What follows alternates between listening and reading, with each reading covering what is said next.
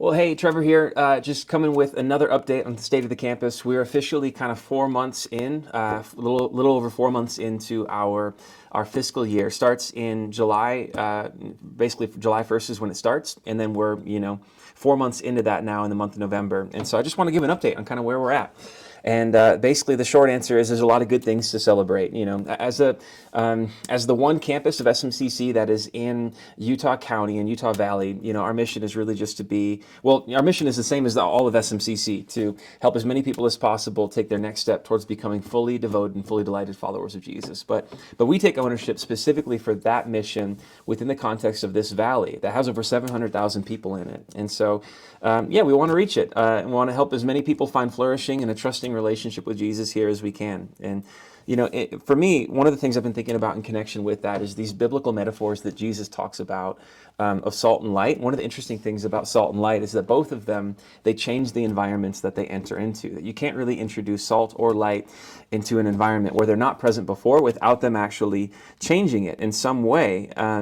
And the hope is that that would be the result that we have on this valley, that even the kingdom that the followers of Jesus in general have on this valley, that there's real and significant changes brought about in the direction of peace and joy and community and connection and purpose.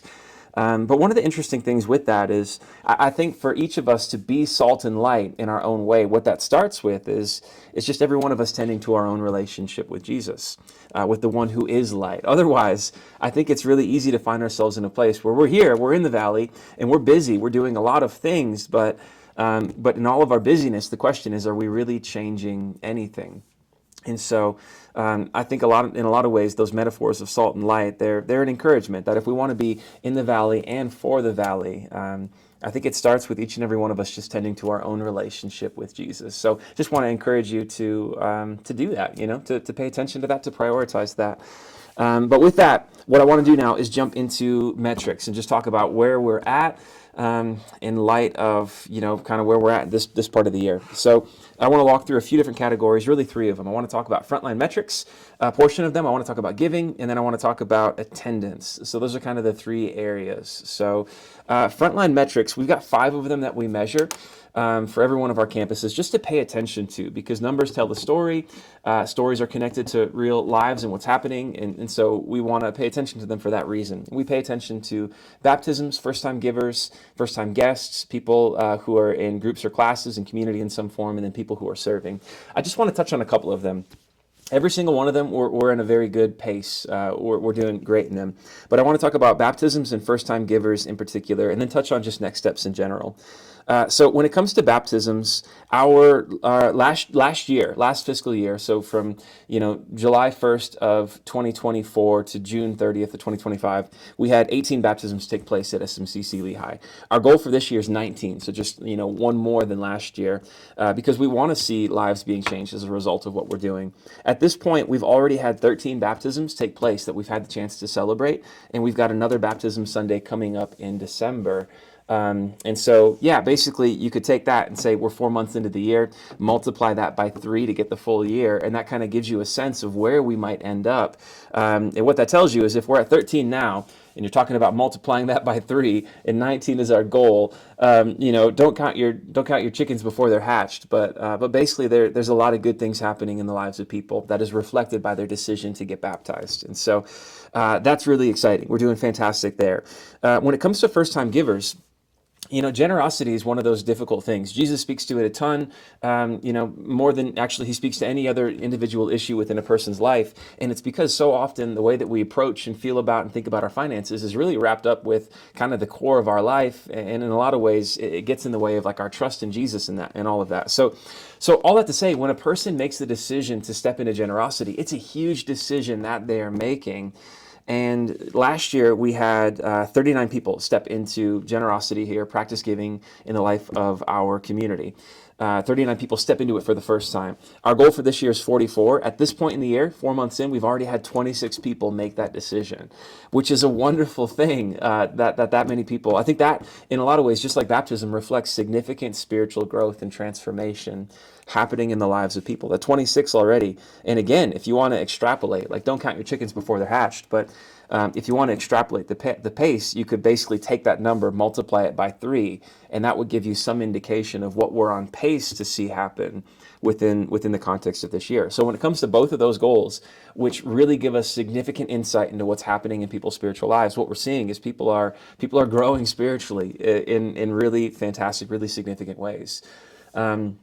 And so that's super exciting for me. I'm so excited about that. And, I also have some central responsibilities that I carry that have to do with discipleship and our overall discipleship strategy. And so part of what comes with that is just crunching numbers in the different campuses and providing some information there. And so what I had to do, doing that for Lehi, is figuring out how many people are taking next steps. If you look at how many people are participating in next step environments, specifically when it comes to like groups or classes or men's or women's ministry, all of those different environments, and to get a sense of our percentage. And usually we just weigh it against the average attendance of last year. So a lot of numbers, but let's just say this, that our average attendance for last year, from July 1 of 2024 to June 30th of 2025, our average attendance was 370 people. That was typically what we had on a Sunday. And then with that, if you look at next steps, if you look at all of those different environments, from community groups to midweek reset to women's ministry, the women's Bible study, Moms Connect, to men's group on Friday mornings, if you look at all of those, we had 193 unique adults participate within next step environments. 193 out of 370. But here's the interesting thing, that 370 includes our kids, and we have about 100 kids that take place, that participate within that Sunday experience here, within our Sunday gatherings. And so 193 out of, basically, if you work in the kids' numbers, what you find is that within midweek reset, we also had 59 kids participate within that. And so if you add that, 193 adults to 59 kids, that gets you to a number of 252 unique people who participated in a next step of some shape or form within Lehi, within the life of Lehi here, over the past 4 months and some change. And if you take that 252 and divide it by 370, what you find is that 68% of our average attendance from last year is actually participating in a next step environment. That means they're learning about the Bible, they're developing relationships, they're forming a sense of community, they're growing in their relationship with God. That, I believe, is why we're seeing a lot of what we're seeing when it comes to baptisms and generosity and all of these things. So 68% is a fantastic percentage when it comes to the amount of people who are participating within these environments. Just want to say, for all of you who play a role in those, either just showing up in a way that's faithful or even in leading those environments, your leadership is really making significant changes. And so I just want to say thank you for doing that. In real ways, what you can see is it's helping us to reach this valley, to reach more and more of the people who call this valley home. And so it's an incredibly exciting thing to be a part of. Okay, so that's Frontline Metrics. Jumping down to giving. I think it's fair to say that our most significant challenge at SMCC Lehi is giving. And it has been ever since we got started. 10 years ago, we've been here 10 years in this valley. And through those 10 years, through the entirety of them, we've never quite gotten to the point where we're actually giving more in a way that covers the expenses that we have. But we're on track to be closer to that than we ever have before. So it's our most significant challenge. But what I want you to hear is that we are making significant progress here. And part of that is how many people are stepping into giving. And part of that is just people, continuing to grow in generosity. And so if we look at this, there's a couple ways to look at it. If you look at the months for this year, right, every single month has a certain giving goal assigned to it. In July, the first month of the year, we missed it by about $300. In August, we cleared it by $18,000. In September, we cleared it by about $1,000. In October, we missed it by $30. And then the goals fluctuate. It's not the same every month. Some are higher, some are lower. And so through those first 4 months, we missed two by a total of $330, but we cleared two by a total of $19,000. So what all that adds up to is we're doing fantastic when it comes to our giving goal, and really are on pace to do better than we ever have before in terms of generosity as a campus. And I've got some other numbers that speak to that. So in November, we're most of the way through November. We've got maybe 10 days left or something like that. We're a little less than 3,000 shy of our goal right now. And I feel pretty confident that we'll actually get that. But then December is, always the month that plays a massive role within, of churches and all nonprofits. The generosity that happens within that month really does a lot to fund ministry within churches and nonprofits, like all across the country. Really all across the world. And so our goal is pretty big for December. It's actually 42,000, about $42,500. But I'm praying, and trusting that God will continue to. He's the one that provides for us, whether it's in the context of our personal lives or families, whether it's within our church communities, whatever it is. God is the one who provides. And so. Yeah, just trusting and looking forward to seeing what we're able to accomplish as a community coming into the end of the first 6 months of this year. But let me say this. So I just kind of pulled some numbers for the last 4 years, last 4 fiscal years. And essentially what you find is that Lehi had like a pretty consistent, even going back further than that, a pretty consistent track record of like growing in generosity. And then something interesting happens about 4 years ago, the last 4 fiscal years, it kind of like stables off. In the first one, it takes a jump from the year prior and ends up, being right around $350,000. What I found is what we've given as a campus has hovered right around $350,000 for the past 4 years. Before that, you see a track record of growth, and then it just kind of pauses there. And it kind of floats as low as 345 one year, as high as 361 one year, but it's not like moving up or down in any consistent trajectory. It's just kind of hovering and floating right around there. No real progress. And let me just say, first off, that's nothing to sneeze at. That's like wonderful, and I think that does reflect that we already are an incredibly generous community. And yet the hope is, if we want to, be in the valley for the valley, if we want to continue to reach as many people as we can, growth and generosity is one of the most significant things that can help us to do that more and more. And so we want to see growth there. And what I can say is, after 4 months, again, just taking that number and extrapolating it forward, right? You can take that pace, multiply it by 3, and that gives you some indication. You can't count your chickens before they're hatched, but it gives you some indication of where we might end up. Well, through the first 4 months, what we gave as a campus was $129,000 and $129,451.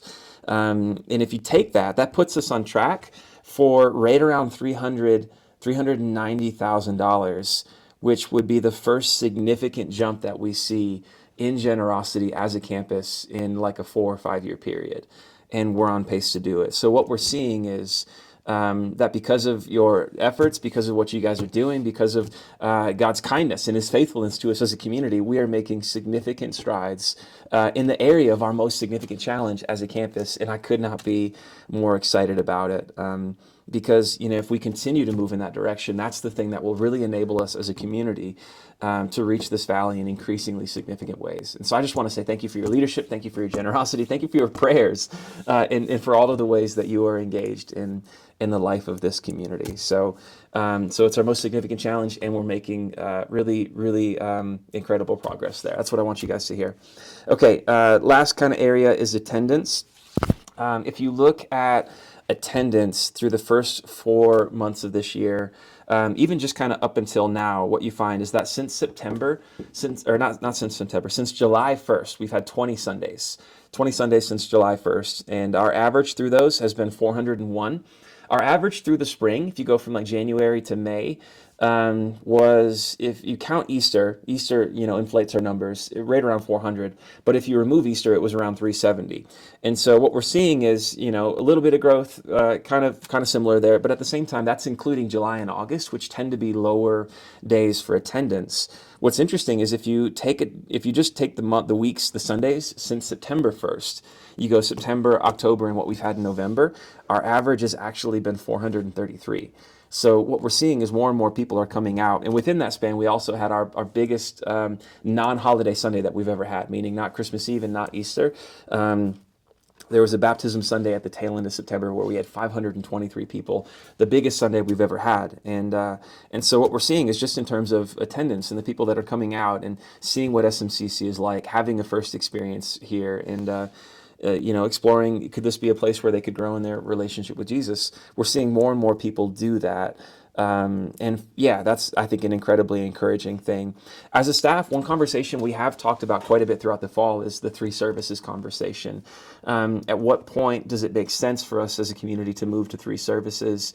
At what point do 2 services, in a sense, become kind of a limit and even begin to kind of deter people away from being able to find a home here? And the thought is we're not quite there yet, but we are moving in that direction. And so we've been exploring, talking to different campuses, talking even to other churches about different times that they have and different approaches to that, and trying to figure out what is really the best way to do that. And so I just want you to know that that's something that we are talking about and exploring and even praying about. And I just ask you to be praying as well, so that we can make that decision well in terms of timing, and do so in a way that really is just going to be for the good of as many people as possible, that helps us to reach as many people as possible in this valley, right? That if we're going to make that move, we want it to be motivated by a desire to help us accomplish our mission, accomplish our vision more and more.